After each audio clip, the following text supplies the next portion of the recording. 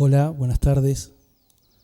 Otra emisión más de Dos Saviolas, con Guido en los controles. Segundo año, el año nuevo que empezó. Bueno, ahí estaba Ataque dedicándole un tema a las fiestas que pasaron. Dulce Navidad es el nombre del disco este que estamos escuchando. De Ataque 77, es el primer disco que grabó Ataque 77 en el año 1988. Ellos habían tenido una incursión grabando en el compilado Invasión 88, justamente ese año.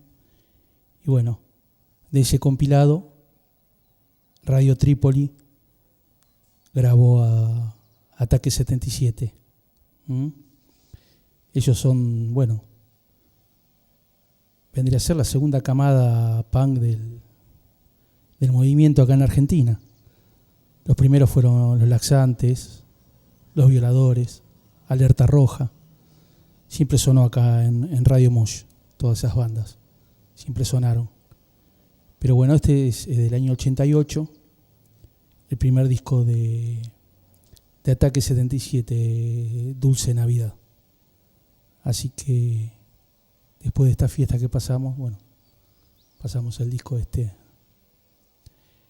Y bueno, estamos en Mosh Radio, acá en el Club Belgrano de Remedio de Escalada. Cualquier mensaje al 1551 33 31 40. 1551 33 3140. Hay cualquier inquietud que tengan respecto, si quieren hacer cualquier consulta o respecto a la programación, lo que sea, serán bien recibidas. Y bueno, este disco es de la época, ¿no? Es de esa época. En esa época, particularmente a mí me gustaba todo lo que era el punk y el post-punk. Y bueno, estos eran uno de los... Está bien, la segunda camada, después de Los Barajas, Los Laxantes, Los Violadores, Alerta Roja. Y la segunda camada arranca con los grupos que grabaron en Invasión 88. Y Radio Trípoli fue la encargada de interesarse en esa movida. En esa segunda camada, Radio Trípoli fue la encargada.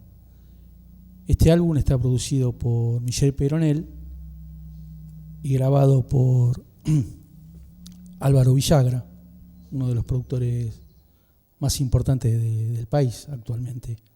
Álvaro Villagra, el estudio El Abasto. Acá figura como operador de mesa Álvaro Villagra y Michel es el productor del disco. Bueno, la verdad que es un disco muy influenciado por el sonido de los Ramones. Por ahí después ese sonido 2 minutos fue el que más influenció por el sonido de los Ramones, pero el primer disco también de Ataque, muy influenciado por el sonido Ramones. Disco de 1988. Bueno, ellos ya venían sonando con Defensa y Justicia también. Y después había varias bandas de punk en esa época. Rigidez Cadavérica. Bueno, muchas bandas hubo. Y en Radio Trípoli le daban cabida a lo que era el punk y también el hardcore, ¿no? El hardcore. Por ejemplo, en el sobre interno, como hacían antiguamente los sellos discográficos, bueno, primero que figuran todas las letras en el sobre interno, figuran todas las letras y después figuran los los grupos que grabaron en ese sello. Bueno, Invasión 88, ¿no? Hacen referencia al vinilo ese transparente. Y después también en el año 87 grabó Comando Suicida, también fue de la partida ahí en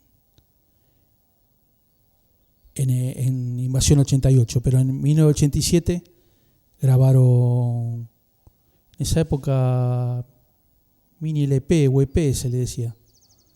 Comando Suicida grabó al Knockout en el año 1987. Y después ese mismo año del 88 grabó Masacre Palestina también, que después fue Masacre, lo que es actualmente Masacre. Bueno, ellos en el año 88 grabaron como Masacre Palestina, también una banda, bueno, pionera, ¿no? Más que nada en el hardcore en esa época, pero pionera de la música nacional. Otra banda que también grabó en el año 89 fue Sentimiento Incontrolable,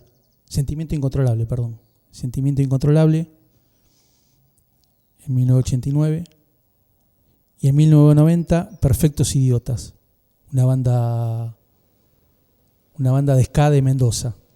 O sea que Radio Trípoli se dedicaba a todo lo que era ska, punk, hardcore, toda esa movida, y hoy que le decían a la música que hacía Comando Suicida. Por ahí una banda más de cancha, bueno, ligado a la ultraderecha. Pero bueno, ellos editaron a esos grupos.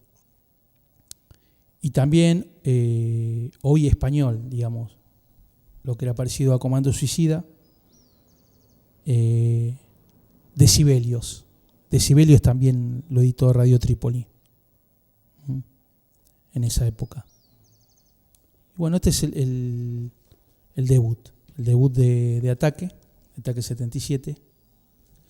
Y bueno, acá también dice que iban a editar próximamente a Trixie y los Maniáticos. No recuerdo si lo editaron en vinilo eso, pero bueno, hay presentaciones en la televisión de Trixie. Y después lo mejor de la movida española, dicen ellos. Siniestro Total, que lo editaron. Siniestro Total, Los Nikis y Gabinete Caligari. Esas eran las bandas que editó Radio Trípoli. Chuchu Fasanelli era el editor de Radio Trípoli, el dueño. Y Walter Colm, esos eran los dueños. Y bueno, así que editaron, por lo menos en vinilo, toda esa camada. Acá lo que había era en vinilo Los Violadores. Creo que Alerta Roja no llegó a editar en vinilo. Después de Los Violadores, los que editaron el punk argentino fueron, bueno, Invasión 88. Era muy espaciado las ediciones. Pero bueno, tuvo mucho que ver el auge en esa época, Radio Trípoli con la movida. Bueno, incluso Radio Trípoli también editó a Hermética. Los discos de Hermética, los primeros eran de Radio Trípoli. Así que no solamente, también en esa época, bueno, pioneros del thrash metal. En realidad no thrash metal, del metal pesado, Hermética. Y bueno, este fue grabado entre octubre y noviembre de 1988, como dijimos. El arte del álbum lo hizo Mosquil. Mosquil, un viejo colaborador de la revista Cerdos y Peces.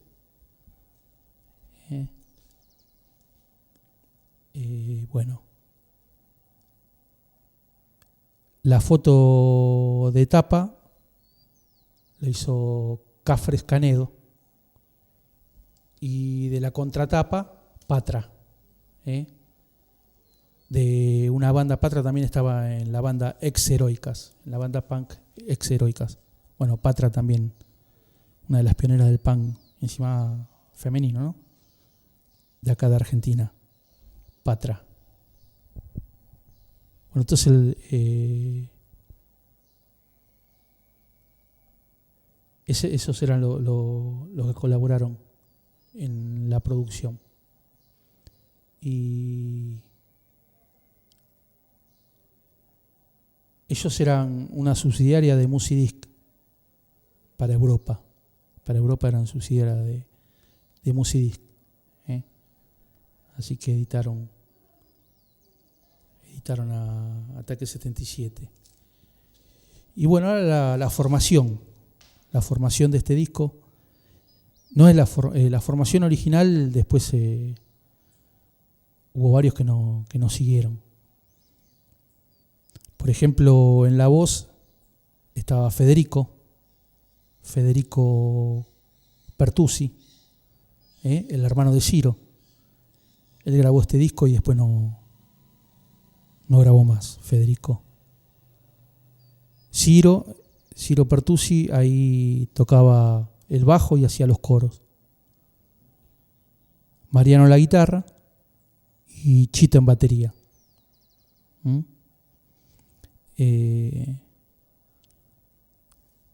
Bueno, Federico,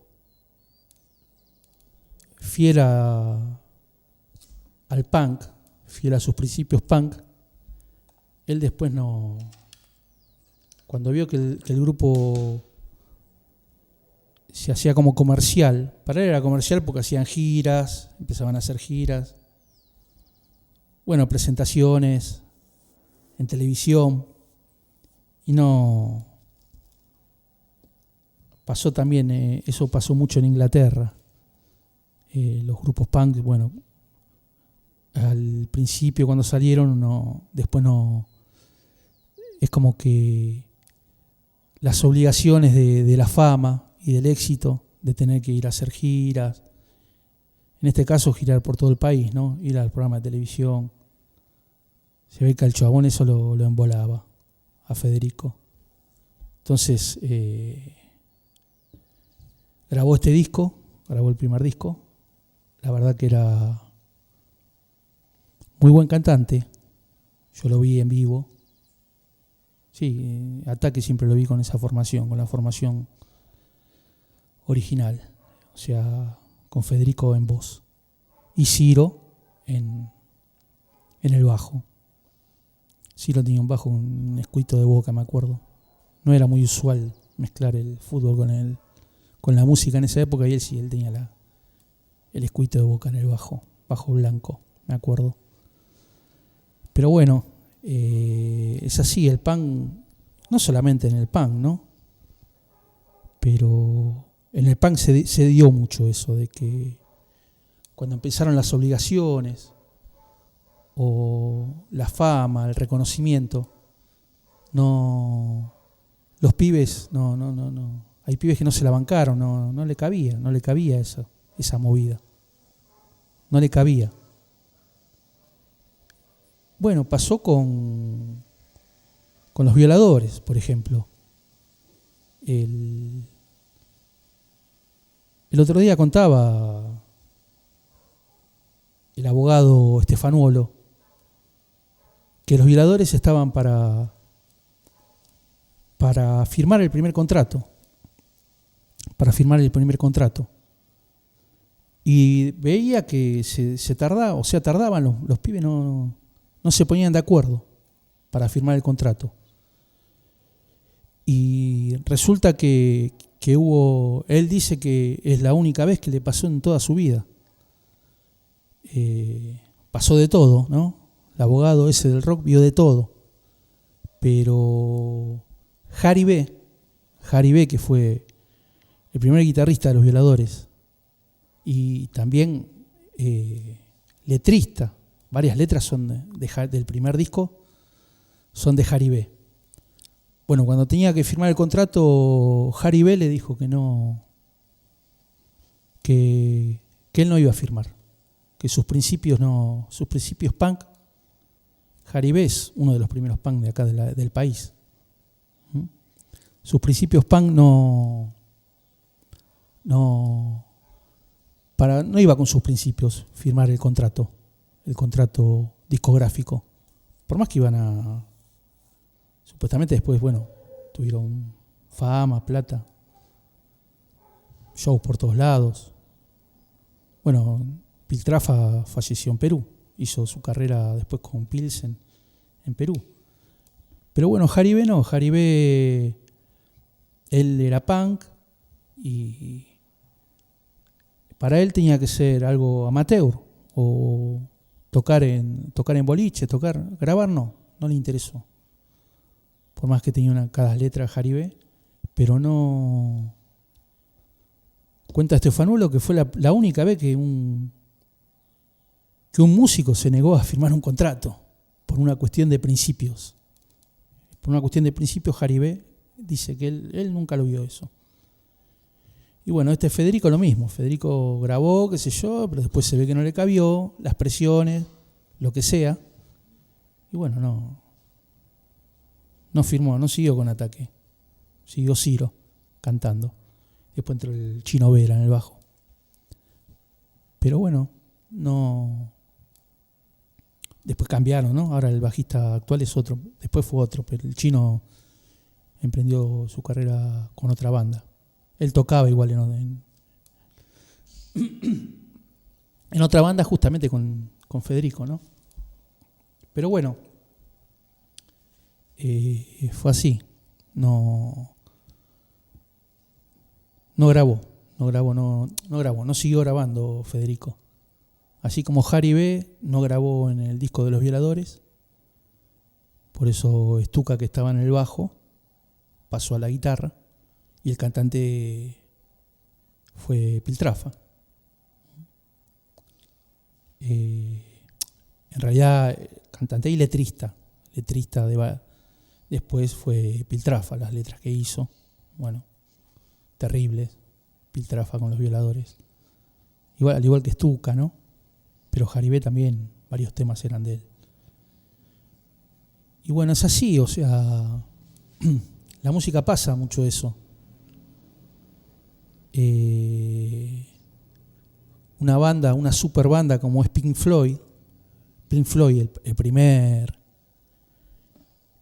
primer cantante y letrista y líder de la banda, porque era líder de verdad en sus inicios con Pink Floyd, fue Syd Barrett. Y Syd Barrett, muchos después dicen que se dio vuelta con las drogas, con el LSD, con las drogas psicodélicas. Pero en realidad también Syd Barrett no era ningún gil cuando él estaba al frente de Pink Floyd. Era un tipo muy lúcido, muy artístico. Por algo Pink Floyd en ese ambiente psicodélico, en la primera psicodelia de la década del 60, bueno, fueron uno de los puntos más altos, Pink Floyd. Y bueno, Syd Barrett tampoco se bancaba mucho, después quedó en la historia, está bien, después se internó, terminó en un hospicio el tipo, pero hizo una carrera solista, grabó discos solistas, pero lo que más le molestaba a Syd Barrett era toda esa movida del éxito, de tener que hacer giras, ir a conquistar a Estados Unidos, al resto de Europa, y bueno, las presiones, o sea, estar de gira se nota mucho en los documentales de los Beatles, por ejemplo. Los tipos, bueno, ahora hay uno muy bueno, producido por Martin Scorsese, Beatles 64. Y bueno, ahí muestran lo que fue esa gira, la primera gira de los Beatles por Estados Unidos y la exigencia que tuvieron. O sea, los tipos no entendían nada. Era una popularidad, Estados Unidos, terrible. En el 64 los Beatles los sobrepasó. Los sobrepasó. Incluso en esa gira Brian Epstein no estuvo con ellos ahí. O sea, no... Estuvieron con... El productor Brian Epstein estuvo en Inglaterra. Ellos hicieron la gira ahí, porque tenían que hacer las presentaciones en el Sullivan y todo eso. Bueno, ese documental, Beatles 64, es muy bueno. Ahí cuentan todo. Y bueno, lo que fue...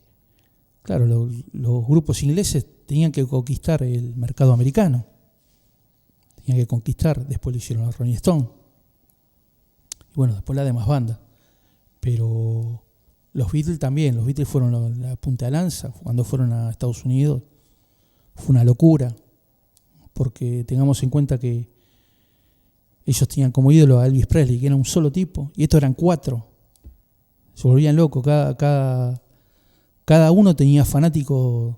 O sea, era por 4. Como Elvis, pero era por 4. Porque había fanático de Ringo, fanático de George, fanático de John y fanático de Paul. O sea, fue terrible cuando las presentaciones en Ed Sullivan, y después, bueno, tocaron también.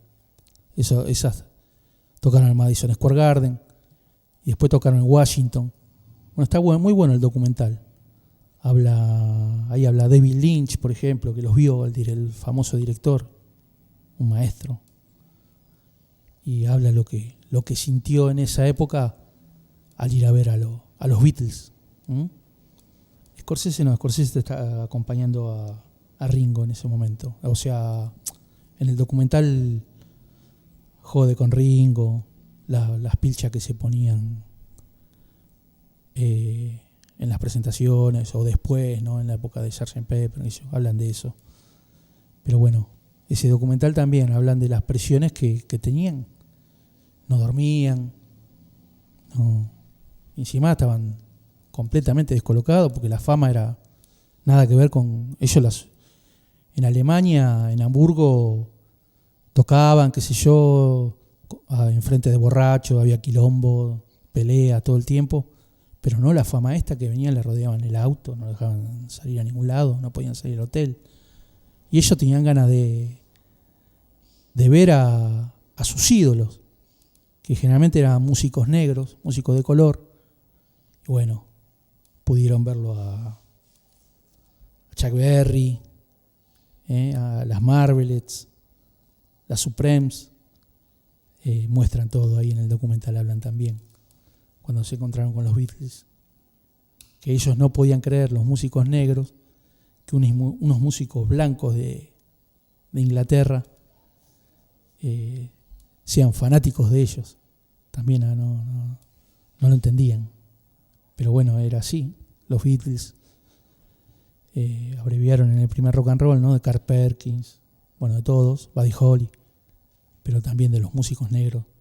Los músicos negros todavía existía la división esa de razas en Estados Unidos.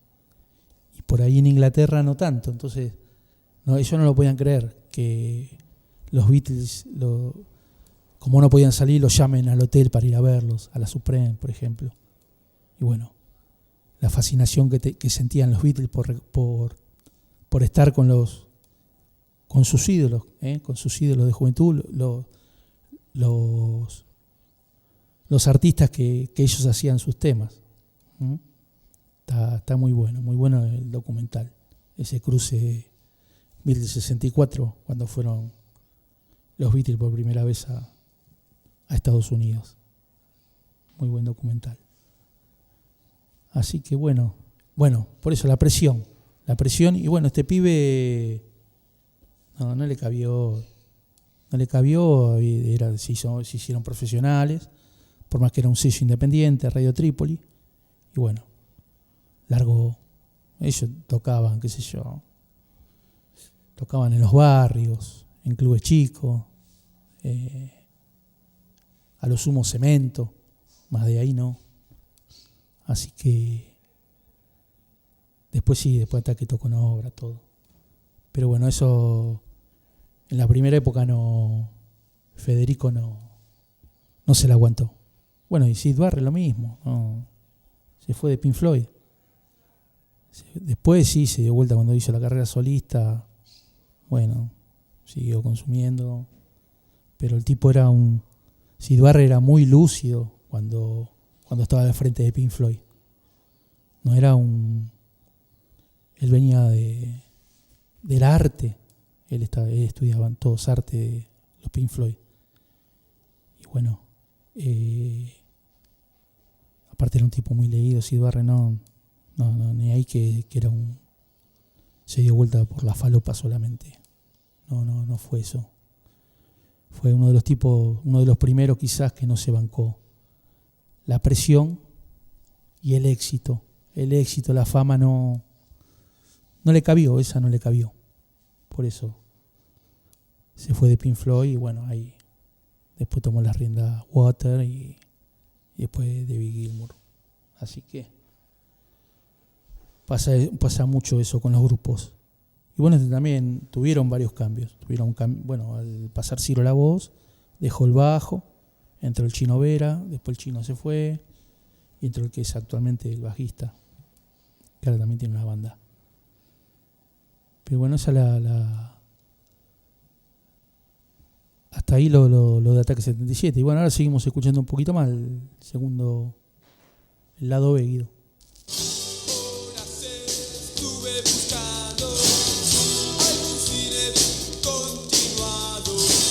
Bueno, ahí está, ahí era el primer disco de Ataque 77, entonces, del año 88, uno de los pioneros del punk del país.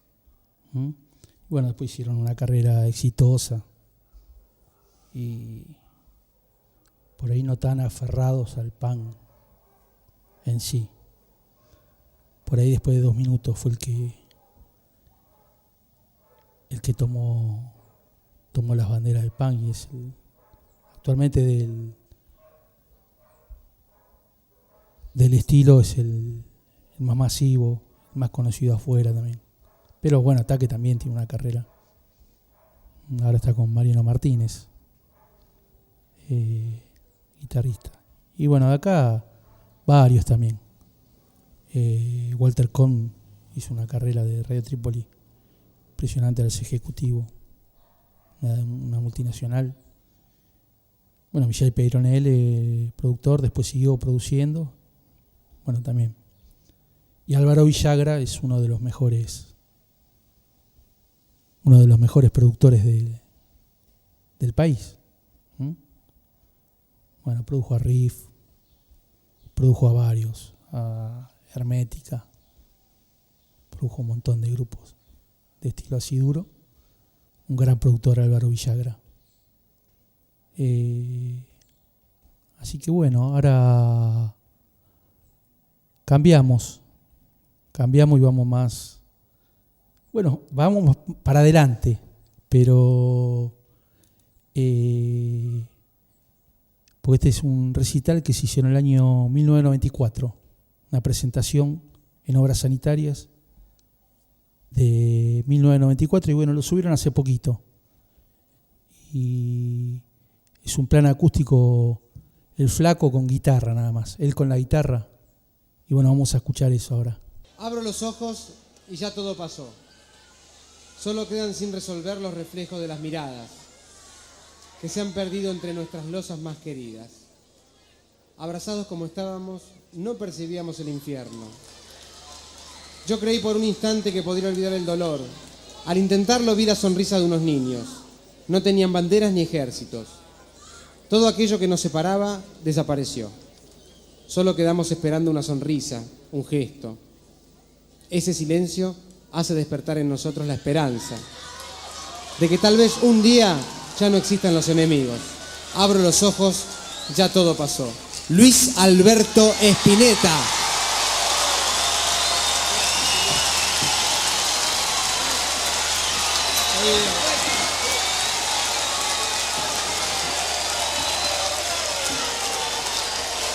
Hola.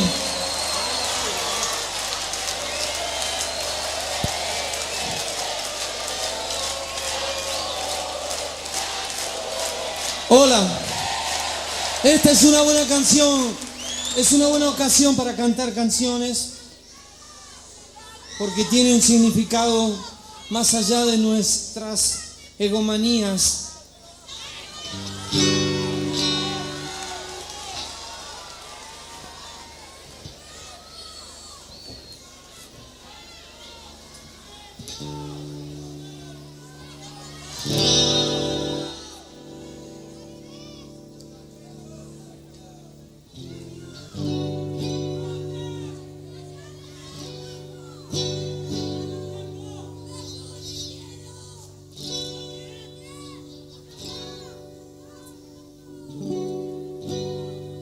Bueno, voy a empezar con un tema que se llama La Sed Verdadera.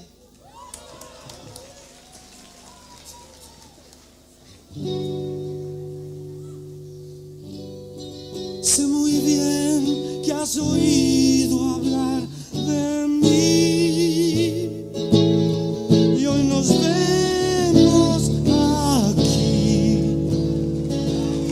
pero la paz en mí nunca la encontrarás si no es en vos. En mí nunca la encontrarás.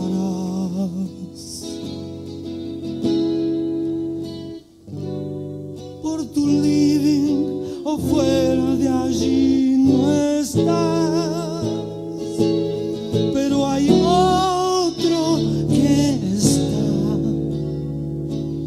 y yo no soy. Yo solo te hablo desde aquí.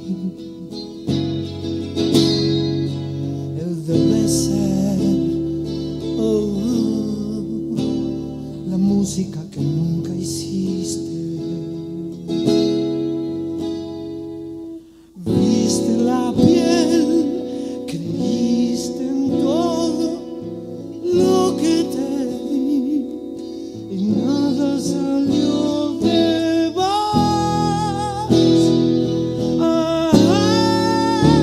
Mira el fuego,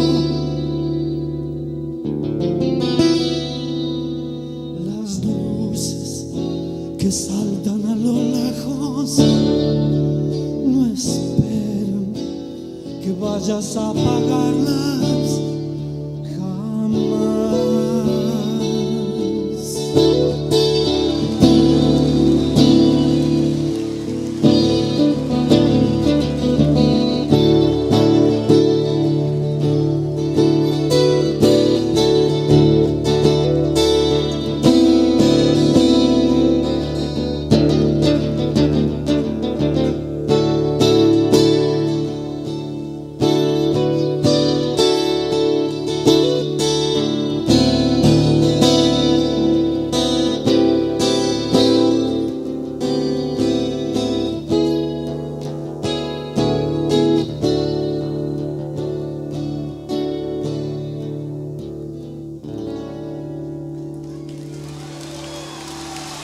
Gracias.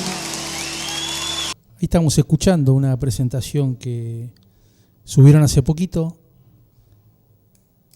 cuando fue que volaron la AMIA, en el año 94. Hicieron un recital a beneficio en obras sanitarias. Bueno, tocó Fito, León, tocaron varios. Y bueno, entre ellos el Flaco Spinetta. Y en este caso el Flaco fue... En esa época creo que estaba con Los Socios del Desierto él. O todavía no había grabado con Los Socios del Desierto. Pero bueno, una banda, un power trío, ¿no? Los Socios del Desierto. El bajo tocaba el Tuta Torres, que después tocó con el Indio Solari, la primera formación del Indio. Tuta Torres era el bajista de Los Socios. Y Diego Wirtz. Diego Wirtz era el baterista, que le daba con toda la batería. Y bueno, ahí no... Entonces, esto era una una cosa más relajada, más era beneficio con lo que había pasado en la AMIA, o en realidad un recital de concienciación para despertar conciencia, ¿no? Para que reine un poco la paz en el país. En esa época estaba todo muy convulsionado, ¿no? Supuestamente estábamos en el primer mundo y bueno, aliarse con determinados poderes hizo que los que estaban en contra de Estados Unidos y los israelíes organicen un atentado acá en la embajada. Supuestamente para la oposición al kirchnerismo, en esa época estaba Menem, pero bueno, la oposición al kirchnerismo le echa la culpa a Irán, ¿no? Por eso que cuando hicieron el pacto ese con Irán para ir a tomar la declaración a los que había perpetrado supuestamente el atentado, no iban a venir acá. Entonces el Congreso permitía que el fiscal le vaya a tomar declaración allá a Irán, ¿no?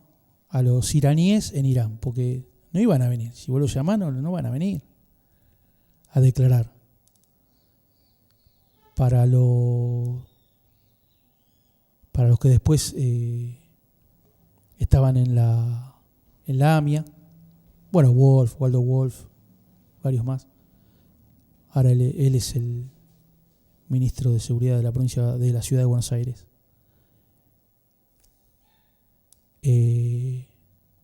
Peraja, todos esos eran los iraníes. Hay también, en un primer momento se pensó que eran de Siria, ¿no? También siempre le tuvieron bronca al Estado de Israel. Pero bueno, le echaron la culpa a los iraníes, ¿no? Con pocas pruebas, por deducciones. Y bueno, hay varias líneas de investigación. La pista siria se dejó de lado. Se dejó de lado enseguida. Y fue la pista iraní el Hezbollah. Que nunca se hicieron cargo los tipos, ¿no? Generalmente se hacen cargo cuando hacen un atentado o algo. Bueno, en este caso no. Le echan la culpa a Hezbollah y que fueron los que después estuvieron en el gobierno de Irán. Bueno, entonces, cuando fue lo del atentado, organizaron este festival y bueno, ahí fue, el flaco fue en plan solista, con la guitarra nada más. Y bueno, hay que decir una cosa, cuando con la guitarra, una guitarra acústica y la voz, no hay mejor persona, músico argentino, como el flaco Spinetta. Hay también dentro del rock, Moyo también cuando agarra la guitarra, Cerati, David Lebón, pero el flaco Spinetta cuando caza la viola, él solo y pela la voz, es impresionante. Es impresionante. La verdad que este registro yo no lo tenía. Lo subieron hace 10 días y la verdad que se agradece mucho. Bueno, suena muy bien, ¿no? El año 94, ese recital. Y sí, cuando caza la viola el flaco la rompe. Qué sé yo, hay grabaciones. A veces cuando los músicos por ahí siempre necesitan apoyarse, ¿no?, en una banda. Por supuesto, el Flaco siempre se apoyó en bandas impresionantes, imprescindibles, como fue Pescado Rabioso, Invisible, Spinetta Jade, cuando estuvo en Almendra. Qué sé yo, el Flaco siempre armó bandas. Por eso las bandas eternas. Lo de las bandas eternas, tocó con cada músico. Se dio el lujo de tocar. Bueno, el recital ese que dio en Vélez fue terrible, impresionante, todavía también. Siguen bajando, por suerte los hijos tienen mucho material, y siguen bajando los ensayos, por ejemplo, para esa grabación. Y bueno, también impresionante. Lo que es el Flaco. Cuando está lo de la banda eterna, cuando fue Fito Páez, cómo se pone Fito cuando el Flaco recuerda la grabación cuando hicieron La La, la admiración que le tenía a Fito. Bueno, todos los músicos que fueron ese día, aparte de haber tocado con él, lo admiran, o sea, lo admiraron siempre, todos los músicos que tocaron con él. Basta hablar con todos los músicos y lo que van a contar del Flaco, y lo que aprendieron del Flaco, y lo que era tocar con ese músico original, súper original, que no se parece a nadie en el mundo, no se parece a nadie, y bueno, lo que era. Y bueno, pero cuando pela con la guitarrita, el Flaco, para mí la descose, y bueno, no hay tantos recitales por ahí que duren, que YouTube ahora está todo. Pero bueno, son un poco más de media hora que está el Flaco tocando con la guitarra. Y principalmente también tocando del repertorio de Fuego Gris, que fue una película, y él hizo la música de esa película. Y bueno, grabó un disco, ¿no? Pero también, yo creo que no lo presentó ese disco. Fuego Gris, no creo que haya hecho presentaciones. Y bueno, mucho no recuerdo. Después estuvo con Los Socios del Desierto, ¿no? También sacó un cassette doble en esa época. Terrible. Va, un disco también, ¿no? Pero yo lo tenía en cassette. Cassette era doble, el cassette. Terrible Los Socios del Desierto. Pero bueno, acá tocó con la guitarra. Bueno, repertorio de él, ¿no? Solista. Bueno, tremendo. Lo que toca la guitarra, cómo toca, y la voz lo que canta el Flaco ahí en vivo. La verdad que en la música popular argentina, un músico así que se la banque, ¿no? Tocando el instrumento y cantando, es pocas veces. O sea, no sé, pienso cuando hay grabaciones de Piazzolla con el polaco Goyeneche, que son terribles. La verdad que son obras maestras. Bueno, Piazzolla tocando el bandoneón y el polaco cantando. Esos son registros que son tremendos en la cultura argentina, tremendo. O, bueno, Gardel cuando con la guitarra, cuando él tocaba con guitarra, no había una orquesta de tango, él tocaba las guitarras con la voz de Gardel. Cuando suena la guitarra con la voz de Gardel, es impresionante. Ya por la voz de Gardel, ¿no? Pero también las guitarras, los guitarristas que tenía. Por eso la popularidad que tuvo en todo el mundo, ¿no? Primero con Razzano y después, bueno, con su grupo de guitarras. También esas grabaciones cuando suena la guitarra y la voz de Gardel es tremendo. Al igual que el polaco Goyeneche, y con Piazzolla tocando el acordeón, el bandoneón solo, o sea, sin nada. Solo el bandoneón de Piazzolla con la voz del polaco son cosas que te ponen la piel de gallina. Y por ahí quizás también Charlie al piano y cantando también, por más que no tenga una voz privilegiada, pero Charlie al piano con el piano y él cantando solo, sin nadie, sin batería, sin bajo, sin guitarra, sin nada, también. El músico así en estado puro, esos terribles compositores en estado puro, la verdad que es impresionante. Y bueno, lo más moderno que se viene ahora, se me viene a la mente es eso, el Flaco, a pesar de que es del 94, ¿no? Ya 30 años, pero la rompe el Flaco. Era un artista increíble. Por algo la admiración que le tienen todos los demás artistas. Si hay un músico que todos confluyen en una admiración total, es por su originalidad, su interpretación de la voz, de la guitarra, es el Flaco. Y las bandas que armó, todo. La carrera que hizo, no, tremendo. Por algo quedó en la posteridad del rock argentino. El Flaco Spinetta está en lo más alto. Así que bueno, esto era para lo de la AMIA. También hay unas palabras hay un discurso que va a decir, pero no lo deja terminar. La gente estaba desesperada porque haga el recital, pero estaba el Flaco improvisando, hablando, filosofando. Era tremendo. También en los reportajes, vos lo ves, terrible artista. Así que ahora seguimos escuchando un poquito más del Flaco en obras.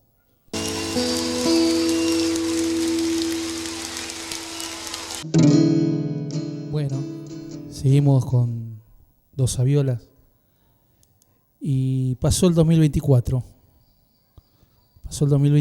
y bueno, la semana pasada pasamos varios temas de gente conectada con la radio, haciendo un resumen del año. Y ahora vamos a pasar, para mí, el mejor disco que salió en el año. La mejor producción que hubo en el 2024. Bueno, consiguió también, creo que la Rolling Stone también lo eligió. Y no vi tantas encuestas, ¿no? Nada de eso, pero sí vi el comentario de la Rolling Stone. Y para mí el mejor álbum es el que hizo Dylan en el 2024, grabado en Estudio Panda. Y bueno, artista relativamente nuevo, pero que se separa para mí de los nuevos artistas que hay. Hay muchos ligados al grupo Lauría, ¿no? Duki. Bueno, y todos los más exitosos están ligados con el grupo Lauría. Vendría a ser el Greenback de esta época. Pero Dylan lo que tiene es independiente, es un artista independiente y aparte también tiene un sello de grabación, muy al estilo por ahí norteamericano, ¿no? Pero este es un artista independiente y bueno, tiene varios artistas que él le da difusión y organiza también, ¿no? Organiza shows. A mí me tocó ir acompañando a Candela a uno que hizo en Vorterix. Y justamente él no tocó porque la verdad que del sello la atracción máxima es él, es Dylan. No me acuerdo si fue este año el show ese o si fue el año pasado. Pero bueno, todos artistas nuevos, ¿no? Sala Malacara, bueno, varios artistas. Y sí, la verdad que dieron un show muy bueno, muy variado. Y ese día tocaron en Vorterix, tocaron varios chicos jóvenes que son del sello de él, están asociados a él. Y bueno, también él maneja mucho la parte visual, por ejemplo, la escenografía. Tiene una iconografía muy de películas clase B o películas de terror. Por ahí un pibe tan joven que maneje semejante información. Después también tiene mucha referencia del punk, ¿no? A diferencia de los demás artistas de los nuevos artistas. Trueno, Catriel, Paco Moroso, Duki, Nicky Nicole. Bueno, todos esos pibes que venden un montón, que la publicidad la manejan a través de las redes, ¿no? Es muy diferente a lo que era antes, videos y todo eso. Pero bueno, Dylan por ahí pareciera que fuera más de la vieja escuela, ¿no? Por eso también al público, en este caso yo, tipo grande ya, y bueno, la Rolling Stone también, una publicación que ya tiene sus años, lo eligió como el mejor álbum, pero en realidad, qué sé yo, la verdad que suena bien. Dylan, el álbum que hizo fue impecable, así que no hay nada para decir. Pero bueno, lo que tiene es eso, que también tiene manejo de redes como los demás pibes, pero bueno, grabó en Estudio Panda, ahí se grabó Octubre, por ejemplo, y varios álbumes de Charlie. Bueno, gran estudio de la década del 80, y le grabó ahí. Y bueno, también con muy analógico el estudio, ¿no? A pesar de que él hace la nueva música, esa música nueva que suena mucho, el trap, muy ligado al trap o al rap, por ahí tiene esa influencia. Pero bueno, para mí es el que mejor sonó este año.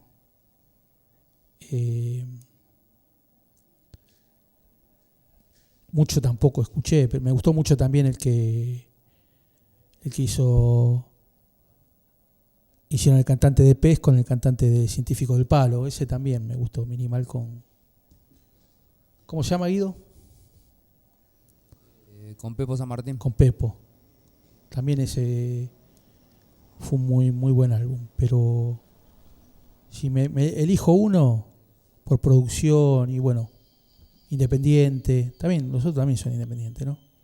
Pero con repercusión, todo, elijo, aparte lo vi en vivo también, elijo el álbum de Dylan. Así que vamos a escuchar un poco.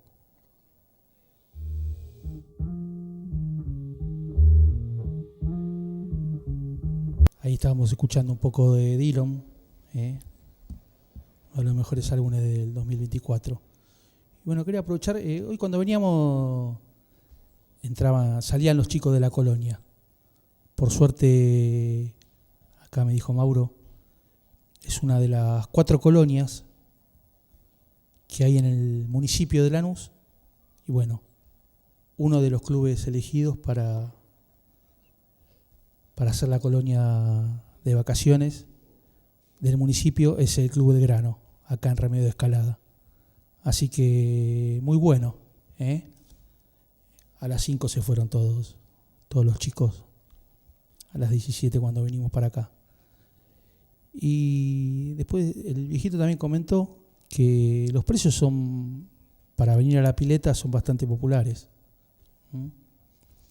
5.000 los días de semana, 7.000 los fines de semana, para el que quiera venir acá al Club Belgrano, de Remedio de Escalada.